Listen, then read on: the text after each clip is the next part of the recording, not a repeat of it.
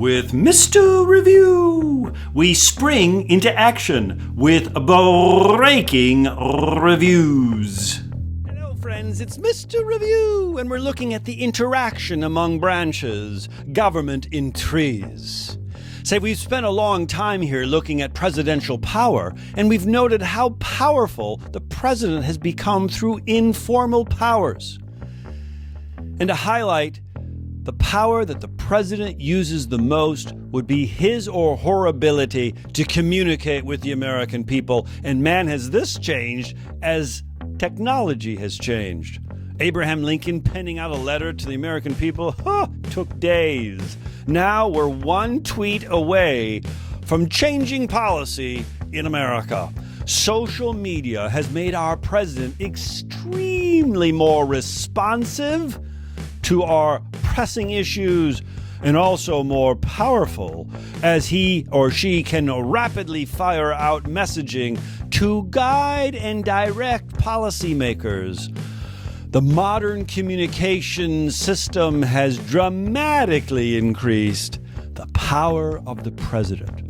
Historically, they had the State of the Union address, a formal power, I might add, where the president can say, do this and do that, and the state of America is great.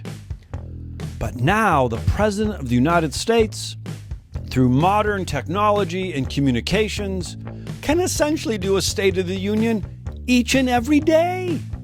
And some of you have seen these press conferences day in and day out as the president tries to manage the message. And we thought the media was the gatekeeper. Looks to me like the executive branch and the president is the ultimate gatekeeper. And political scientists call this the bully pulpit. The bully pulpit allows the president, one person, to stand up and direct the priorities and agenda of a nation using the tools of communication. The modern president, formally, not all that powerful, but informally, significantly powerful, using the modern tools of technology and communication. Tweet, Instagram, Facebook. Have you seen the president's Pinterest page? Beautiful centerpiece. The president of the United States, the centerpiece of our government. Government in trees. Springing into action with breaking reviews.